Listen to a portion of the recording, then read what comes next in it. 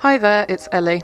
Before you listen to this episode, I just wanted to let you know that the conversation refers to some difficult topics, including sectioning, suicide attempts, and experiences of medical gaslighting. Take care of yourself while listening, and please visit anyamedia.net/livelyminds for links to more support.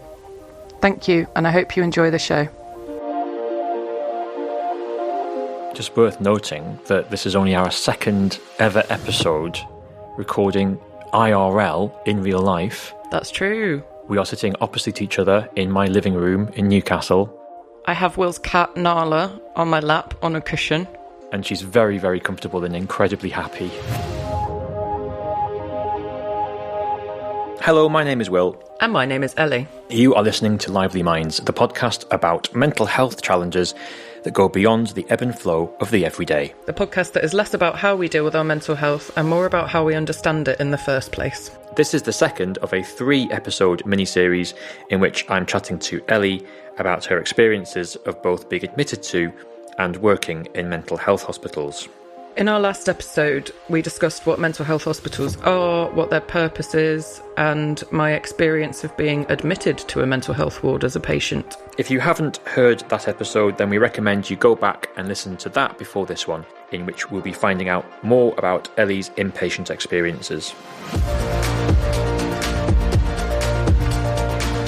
So Ellie, we left the last episode at you having just been admitted to inpatient care at a mental health hospital. Can we just pick up where we left off and continue that story? Yeah, so I think we left off with the nurse trying to find me another pillow. I believe I did have a pillow eventually at some point. So I was there for 2 weeks, roughly. I was allowed out for cigarettes. I was allowed out to go to the shop. And I was still a bit mad, so I didn't really want to engage with any humans. And I even found just going to the newsagents very stressful. But it did mean I could go and get snacks. I was studying my psychology masters at that point. So sometimes to get out of this room, which was just horrible, like there were just stains everywhere. It was a pop-up camp bed that looked like it was from like the 1930s with a really thin mattress on it. And just like the duvet was just like a blanket. The pillow I did eventually get was just like a scrunch of fabric. It was just horrible in there. There wasn't a chair. There was nowhere to like sit. It was just grim.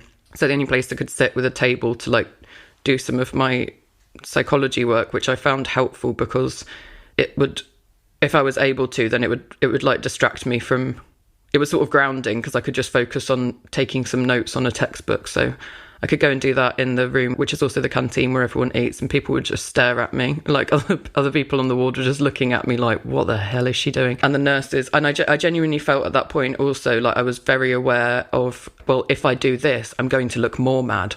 If I don't do this, I'm going to look mad. So what do I do? And so for me, that was like doing some of my work. But then they'd come over and be like, oh, what are you doing? I'd be like, well, I'm doing a master's in psychology at the moment. And they'd just sort of look at me like, yeah, okay, sure you are. And I was just like, okay, whatever. When I was doing my placement, I was working, it was for an arts charity. So I'd got quite into like just playing around with art materials sort of therapeutically on my own. So which placement is this? Sorry, my social work placement. This was before you were admitted? Yes. So by that point, I'd started like playing around with arts materials as a kind of therapeutic thing. So sometimes I'd sit in the corner of my weird room on this ward and like do little paintings. And I remember I was painting this quote like over and over again, not in a kind of obsessively repetitive way, but it was just stuck in my head that in fact, I just found the quote so I can actually read you it. So as I say, I thought I was turning invisible. And if people don't know what Ellie's talking about, please do listen to the previous episode. I'd forgotten the last line of the quote, which I find quite interesting. So I just was rewriting the first 3 lines in different like paintings of space. The quote is from A Guide to the Bodhisattva's Way of Life. And it is, for as long as space remains, for as long as sentient beings remain, until then may I too remain. That was what I kept like doing paintings around. But there's actually a 9 after that, which is to dispel the miseries of the world, which rounds off the quote nicely. I find it quite interesting that I'd forgotten that last bit because that suggests that my being here has a purpose. So just take us through that quote in terms of what it meant for you in the context of your situation. So I thought I was turning invisible, and yeah, so as I said from the last episode, when I turned up at the mental health hospital, they didn't have a record of me arriving. I was thinking about that quote a lot because I was just trying to remind myself that I am still here. And as long as everything around me is here and other people are around me exist, I do exist. I think that was that. So I was doing that, but the Were you continuing to think that you were invisible during your stay at the hospital as well? Was that still something that was playing on your mind? Yeah, I'll get to that in a second. So it was still, like I said before, like I had sort of two minds. So one would be able to now and then, for example, focus on taking some notes from a textbook and was very lucid, but the other part of me was really freaking out more at this point because, well, no one came and spoke to me. I was completely ignored by all the staff for my entire 2-week stay. I spoke to my named nurse once. I had one appointment with a psychiatrist, and I said to him, well, nothing's happened. I've not been given any different medication, and no one's even talked to me. And he said, well, what do you expect? This isn't a B&B. No one's got time to sit and talk to you. And I was just like, wow. Well, what do you expect, Mr. Psychiatrist? You know? Did you ask him that? No, this was towards the end of my stay where I just wanted to leave. And the nurse, to be fair, she just looked quite like sad. And she said afterwards, like, I'm really sorry I didn't come and speak to you more. It's just been so busy. And I was like, yeah, I know. And I understand why. But also, what is the point of this hospital? Like, why am I here? What is this? No one even knows my name. Why on earth would I get better here?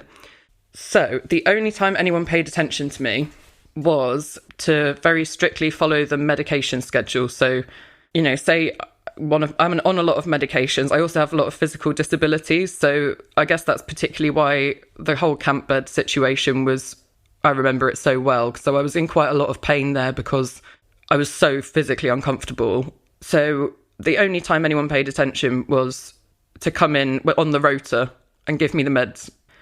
And so that was my only chance to talk to a member of staff. So when the person came in to give me my meds at whatever the 4 times that they've got on their spreadsheet, I try and say like, oh, do you know where my named nurse is? No one's come and talked to me. And sometimes they'd literally just walk out the room again mid-sentence, like not even acknowledge that I was talking to them. Wow. Yeah, it was pretty horrible. So I'd say the first 7 to 10 days I was still, you know, that's all blurred into one blob. But I remember getting so frustrated that I felt like I wasn't doing this, but it felt like I could be standing there shouting, help, help, I'm on fire. And everyone just walked past me as though I wasn't there. So anyway, my pain wasn't as bad as it could have been after a certain point, but I had nothing to do. No one would talk to me. So I just decided I'd make the most of it by making sure they gave me the maximum dose of painkillers that I was allowed, just because, I don't know, I was just finding it really horrible in there. But then there was a time where I did actually, you know, I needed all of my other medications, so like my evening meds, not pain-related ones, but for my other conditions. And there was no one at the pharmacy window, and I kept saying, finding staff, like I was walking, I'd have to walk around to find a member of staff. Whenever I then found a member of staff, they'd be like, what are you doing? Why are you wandering around the corridor? Go back to your room. And I was like, but I'm trying to find a member of staff to say, I need my medication. And they're like, right, okay, fine, I'll look it up. And then nothing happened. So it got to like 11 p.m. and I hadn't had the medication. I was due at about 8 o'clock, which was pain medication, but also like a lot of other medication for different long-term health problems. And so I just lay on the floor in the middle of the corridor because the hospital was laid out in that old prison way. There was like an office in the middle and then loads of dead-end corridors coming out of it, but like a prison or something. And the pharmacy window was like next to the office. And yeah, I just lay like a starfish. I'm very tall for the listeners. I'm like 5'11". So me lying as a starfish on the floor in the middle of a corridor takes up quite a lot of space. So I decided I'd just do that and then wait and see if anyone bothered to acknowledge me. It took about 15 minutes. Staff were just walking over me. They were just walking over the top of me as though I wasn't there. Like, no one even bothered to turn around from a health and safety point of view and be like, can you stop lying in the corridor? They just ignored me. And, you know, I was a very good patient. There's a lot of kind of literature about the idea of being a good patient and how that works in the medical model and things. But I wasn't, you know, I didn't kick off. I didn't do anything. I just kept myself to myself, partly because no one spoke to me. But, you know, it's not like I had a previous time on the ward where I'd been acting out in what they would view as, you know, for attention or something. So they were just walking over the top of me. Hello everybody. This is a short break to say that if you'd like Ellie to respond to any thoughts or questions you have about her experiences, then please do get in touch. You can find us on Twitter, or X, or whatever it's called now, at livelymindspod, or you can email us, livelyminds@anyamedia.net. And after the series is over, we'll do a bonus episode where Ellie can respond to your thoughts and questions. Now back to the show. One person eventually was like, why are you lying in the corridor? And I was like, you haven't given me my medication I'm 3 hours late now. And they were like, well, the pharmacist's not here. And I was like, yeah, I know, but no one will talk to me, so I'm just going to lie here. And then eventually the pharmacist arrived and I got my meds and went back to my room. So yeah, it's a bit ridiculous. Again, not good for the I think I'm turning invisible situation. But because you, in a sense, you kind of were invisible. I was invisible. I was completely invisible. And then this is the bit I definitely wanted to say on the podcast at the end of my stay. I'd had that meeting with the psychiatrist. I'd said that I'd like to go home. And, they'd put things in place like community mental health team and do all the referrals. And they'd phone and check in 2 days, something like that. We had my kind of leaving plan, which was for the next day. So I had it all arranged. I phoned a friend who drove all the way to this hospital and sat in the car because I didn't know what time I'd be let out, whatever. Chatted to my nurse that day. We said goodbye. We arranged that I could go home and then come back the next day to pick up the remainder of a prescription or something like that. So they were just doing my discharge papers, supposedly. I'm all packed, holding a cushion and my dressing gown, mostly aware that I'm not invisible at this point. And I went with my bags. I was like, right, okay, so can I just go? And she was like, yeah, basically we'll call you later and you can come back tomorrow and get the remaining paperwork and the meds. I was like, fine. So I went to go out. You have to get the stuff to buzz you out. This is exactly the same entrance that I was using regularly to just go out for a cigarette or go to the newsagents. Although I only went to the newsagents once because, as I say, I found it quite scary. So I was standing there with all my bags waiting to go out and a nurse came up. I was like, hiya, can you let me out, please? And he was like, I'd not seen him before. He said, oh, where are you going? So this was about 6 o'clock-ish, so it was the switch over between nurse shifts. He said, where are you going? I was like, well, I'm going home. And he was like, no, no, you're not. And I said, what? What? And he was like, no, you're not. We've not got anyone leaving this evening. And I was like, I've literally just spent all day with my nurse, all afternoon with my nurse, making sure I've got the right papers and et cetera, et cetera. My friend's outside in a van, I'm leaving. And he was like, I'm going to go check that. So he went to check that, came back, was like, yeah, no, you're not put on here to be discharged today. And I was, at that point, I was just like, you can't do this to me. You cannot do this to me. I have been a good patient for 2 weeks and you've treated me like I'm nothing. And now I just want to get out of here. You won't even notice because you've not even giving me my medication properly. And I was like, well, can I just go out for a cigarette? And he was like, well, the thing is, now you're all quite upset. I don't feel like it's safe to let you out for a cigarette. And I was like, but I'm allowed to go out for a cigarette. And he was like, well, actually, and this is one of the sections, a nurse can make a decision to, in theory, hold you for a certain amount of time until it needs to be overseen by a clinician or whatever. So then they wouldn't let me out for a cigarette either. And I'm standing at the door with all my stuff, thinking that I'm finally going to leave, with a friend in the car park who they wouldn't let come and see me. They wouldn't let me go and see him. And they wouldn't let me out for a cigarette. And I just completely lost it and just broke down into tears and had a massive panic attack because it was just the worst feeling ever. It was a combination of feeling trapped. I mean, it's just medical gaslighting. I spent all day preparing of how I'm going to leave and packing and then literally it's just a member of staff that I've never seen before just goes, no, that never happened. You're not leaving today. It's like, what? How do you argue with that? And who has the power? I have zero power in that situation. And then I was so upset that I was trying to explain to them that they were effectively holding me, because they wouldn't let me out for a cigarette, that they were holding me on this emergency section thing that I couldn't. To be fair, I was like, I've just got 100 out of 100 in my mental health law exam. And they were just piss off, which is fair. They had to call in an emergency doctor at 1 a.m. because I just couldn't stop having a panic. I was just in hysterics, upset. I could not stop crying. I think I threw up from crying loads, like a child does when they have a crying fit and then they are a bit sick and then they have a nap. It was a bit like that. But I had to see a doctor and be prescribed some, emergency. I can't remember which one it was. One of the, something like Valium or something that calms you down or whatever. I mean, didn't touch the sides because I've been prescribed opioid painkillers for so long that they don't really do much. But yeah, I had to see this doctor and go through this whole thing again. And then I think I went home the next day in the evening, but I can't remember. I was just like, I felt more their idea of mad in that last day than I did when I was standing in the foyer feeling like I was turning invisible. Like, if they the next day said you can't leave still, I mean, I would have tried to like break out of the door. I could not stay there any longer. You mentioned earlier you were sitting in bed thinking, how should I behave? What will make me seem more mad? What will make me seem less mad? And then something else that I noted was you mentioned that the nurse at the door, when you said, well, can I go out for a cigarette then? He was like, well, you seem quite agitated now and distressed, so actually maybe we shouldn't. And it almost becomes this self-fulfilling. Standing there going like, of course I'm distressed. I think I'm going home, and at the last minute you've said I'm not.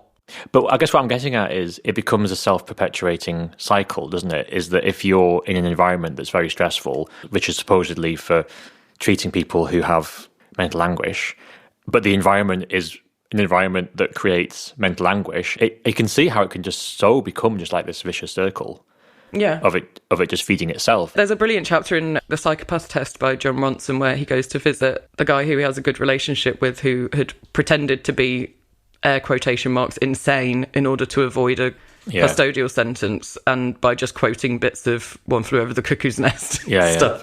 And then is at Broadmoor Hospital, I think. Yeah. And it's just, every time John Ronson speaks to him, he just like is recounting the number of ways in which he's tried to prove to them that he's not insane, and every single thing they're like, so like he'd put on a suit and be like, look, I can dress myself, I'm not, you know, I'm completely with it. And they were like, yeah, that's what a psychopath would do. And then he'll go the other way and behave like a good patient and be like, look, I've been doing all of the activities, surely you can see there's not, and they're like, yeah. And then he'd start writing a book or doing something productive, and they're like, delusions of grandeur, classic psychopathic move. And yeah, obviously I wasn't being held there for any kind of notion that I was a psychopathic, just to clarify. And I think it was especially hard that I'd just spent, you know, a year and a half working very intensely in adult mental health, including knowing all the legislation off by heart, which, if you've noticed by the lack of me specifying section numbers, I've now forgotten all the specificities. But at that point, I was like hot on it.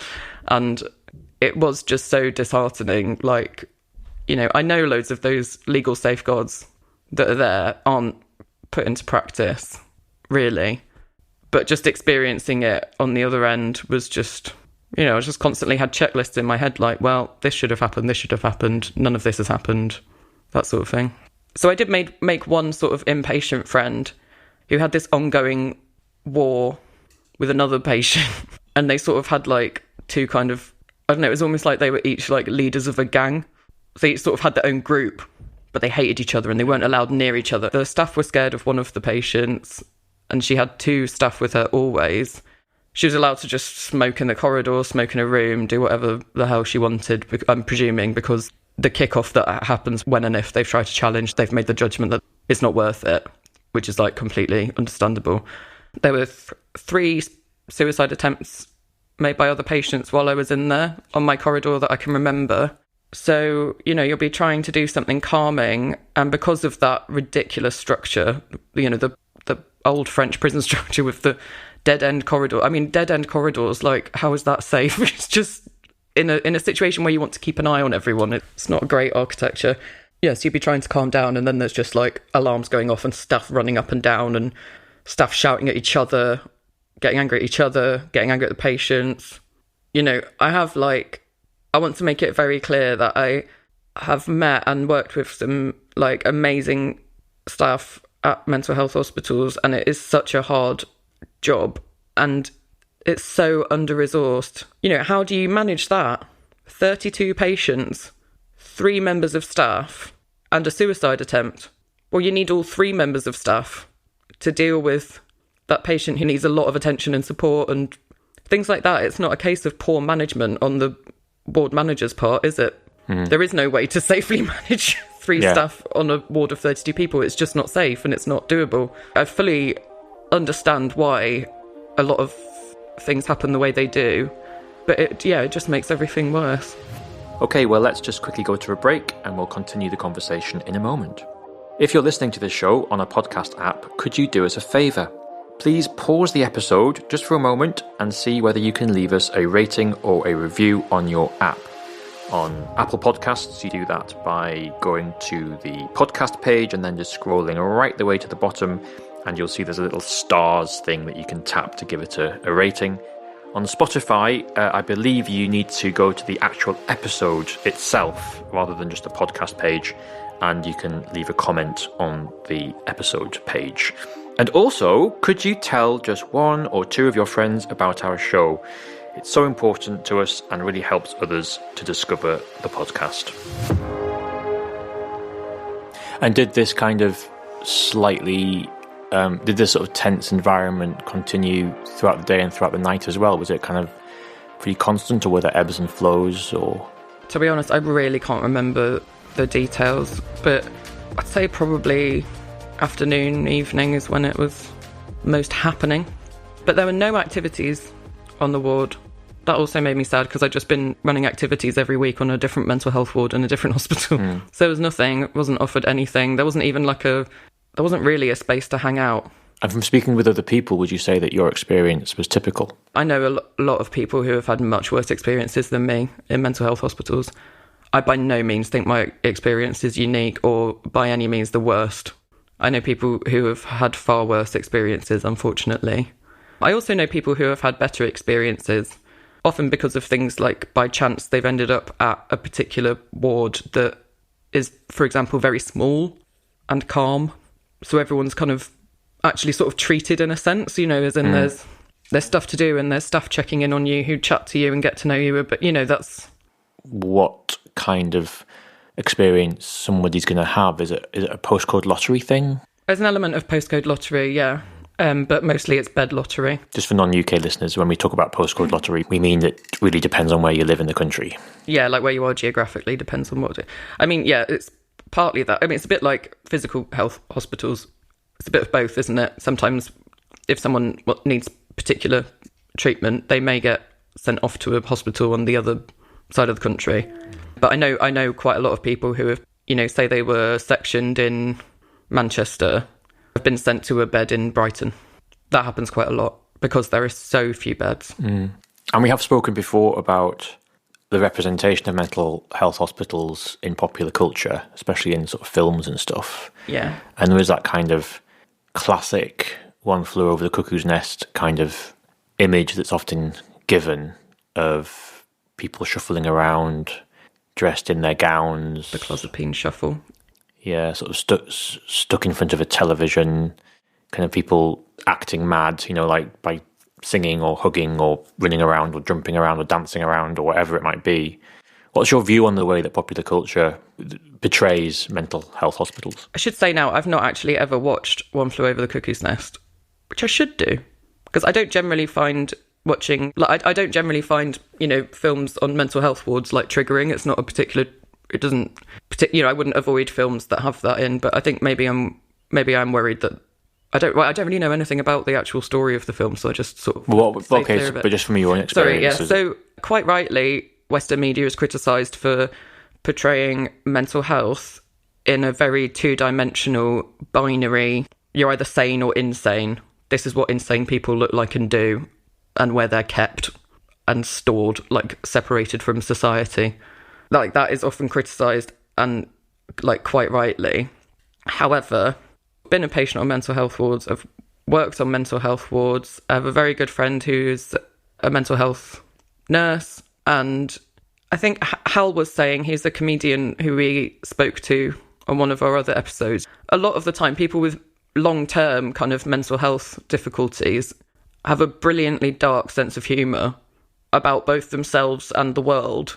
And I do find that sometimes when I'm in kind of I don't know how to describe the type of stuff, but sort of do-good kind of, lefty, well-meaning, what my friend's dad would call knitting yogurts and munching the Guardian type circles. Or munching yogurts and knitting the Guardian, maybe. Yeah, knitting yogurts and munching the Guardian, where there's a really unnuanced idea of political correctness and what you can and can't do and that sort of thing. I've been in a lot of conversations where someone said oh yeah, and then in this film, and it's a film that I've seen, and I mean, if I watched it now, maybe if I rewatched it, I'd see it a bit differently. But I mean, I thought it was a good representation of a mental health hospital, or it definitely resonated with me. I definitely didn't find the representation of a mental health inpatient ward offensive. But I remember we sat there and someone was like, yeah, I mean, it's just ridiculous that films still put out these these narratives that mental health wards are just, either just full of chaos or, people really just drugged up. Obviously that's not what it's like. And I remember just snorting with laughter, and they were like, I know, it's just ridiculous. And I was like, you have never, ever, ever, ever been on a mental health ward, have you? Because it is either carnage or everyone dosed up to the eyeballs. Usually some kind of seesaw between the two. And you have to have a sense of humour about it when you're working in it and when you're on it. But, that is what is. People are very unwell when they go in. And then they are usually prescribed really, really high doses of drugs, antipsychotics and, Valium type drugs and that sort of thing.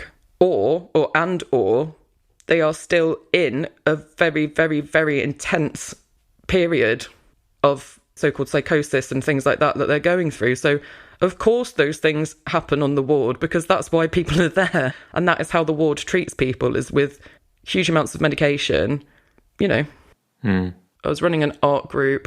So this is when I was working on one. I was running an art group and there was a new person shadowing me. So I was like, just a few basic things. Make sure you sit with your back to the wall when we're at the table. This is important for obvious reasons. The obvious reasons being you don't want to have your back to the room because you can't see what's going on behind you. There's advice to you? No, I gave that advice to the person who was shadowing me. So I was like, when we go in, just make sure you sit on one of the corner chairs so you've got your back to the wall so you can see what's going on in the room. She walked in and went and sat at the other end of the table with her back to the rest of the room. And I was like, you need to come and sit here. But by that point, another patient had come over who needed quite a lot of support. And so we had to just get on with it. But I kept saying to her, you need just move the chair around here. They're very, very heavy, heavy, heavy chairs in this ward that I was on because, to prevent people from picking them up and throwing them and things like that. But a bit like how, there are stories of parents suddenly acquiring superhuman strength when they think, their child is in danger underneath a car and they're able to suddenly lift up an entire car, like that strength that adrenaline gives you. Yeah, that adrenaline happens when people are very, psychotic. So people can still lift up those chairs if they want to. Case in point, she kept not moving a chair over. She's like, oh, it's fine. I was like, no, I'm telling you, it's not fine. Anyway, then out of nowhere, this hadn't happened before in the ward, but we're all having a great time painting away. And it's a tiny physical space we were in as well. And someone just, it kicked off basically. As the nurses ran over to restrain, they picked up a chair and lobbed it across the room and it missed her head by inches. And I was just like, that is why you sit by the wall. And so that'll happen. Sometimes it's a bit like a domino effect and other people might get upset because one person's got really upset or whatever. But often that will happen. It sort of gets taken care of or sort of, I don't know, from a witness perspective, the nurses sort of have calmed them down or taken them away to a different room. And then everything just carries on as normal. We carry on painting and providing no one's So in a upset. sense then, films where they maybe get it wrong is in that very binary idea of people are either mad or they are sane and not ever kind of being interested in the grey areas in between. But where Which in my view is an overall ethos of how mental health is generally presented. It's not just about the ward. Yeah, it's like, these are mad people and they are different to not mad, i.e. quote unquote normal people. That's rubbish. But we do have more modern film, in the last 30 years or so, there are more films that are obviously explore very character driven and explore mental health and grief and a whole range of experiences. So that's better in that sense. But where the old tropes actually depict an environment that's somewhat chaotic and very full on at times, that actually is often the truth. What is? The chaos. Oh, yeah, absolutely. I mean, I think anyone who works on a ward will tell you the same thing. That's not... But then sometimes, it's super chilled, So, after you left the hospital... Eventually. After you were eventually discharged, what happened next? I think I spent a long time promising to myself that I would never go mad again. So I didn't have to go back there. The one good thing, actually, was that admission is what led to me then having all the referrals and care in the community that I should have had anyway, and that I was supposed to have had. But then there's, bureaucratic rubbish, referrals not going through, teams not having enough time. But when I came out, I was then with the community mental health team. I had a named social worker for the first time, and I was able to meet them, and they were able to kind of help me put a bit of a plan in place and just sort of sort out when my next appointments were and what dose of what I was on, and kind of look at the sort of more holistic aspects of life that were making my life difficult, and try and help me sort those out. So that was really good because, I've not been back since then. And that admission was quite a few years ago, five, I think. Yeah. Looking back on it, do you think it was necessary for you to be admitted to a mental health hospital? Did it improve your situation? There definitely was an element of how awful certain aspects of my time there were that snapped me out of some of what I was going through. Oh, right. So that's not really, I'd say, did I, do I want that? No. Yeah. But there was two questions there. One was, do I think I needed to? Yeah, was it necessary? I think so, because, I needed respite and to be looked after somewhere safe. The hospital is where that could happen. It doesn't mean that I think anyone in my state definitely needs to go to a mental health hospital. Someone might go to a family member or something for a break and receive some other type of community and mental health support. But I didn't have that option. So, a hospital was the option. It's just, I guess it's and I understand that there's hardly any beds, and social workers aren't exactly, for that reason, keen to be admitting people. So I take the fact that the social worker wanted me to go to, sort of trust an element of that. But I didn't receive any treatment there that helped me. So in a sense, it was necessary that you needed that respite and that safe place and somewhere to recover, but the actual environment you went into was far from ideal for achieving that. Yes, exactly. Or at least, insofar as it did achieve that, it kind of achieved it in the wrong ways. Yeah, achieved it in the wrong ways. Yeah, because, psychological harm is a form of harm, and it was harmful for me to be there. If I'd gone to a more peaceful, small hospital, I visited someone in one once that was much more like that, and that is what I needed. And absolutely, I think that would have helped. But as we've said, you don't get to pick and choose. Well, thank you so much for chatting to us, Ellie. The next episode, we will be talking about your experiences of working in mental health hospitals. Yeah. Which will be really interesting as well. And your work doing sort of more broader advocacy work as well would be really interesting to chat about. Yeah, sure. Thank you so much, everyone, for listening to me ramble about my experiences. I really hope you enjoyed that episode. Please do tune in again in 2 weeks for another episode of Lively Minds, the mental health podcast. Please note that this show does not constitute medical advice and is not a replacement for seeking professional help. You can find signposting to support on our website at anyamedia.net/Lively Minds. Make sure you keep up to date with our shows by subscribing wherever you get your podcasts. Take care and bye for now. Bye-bye.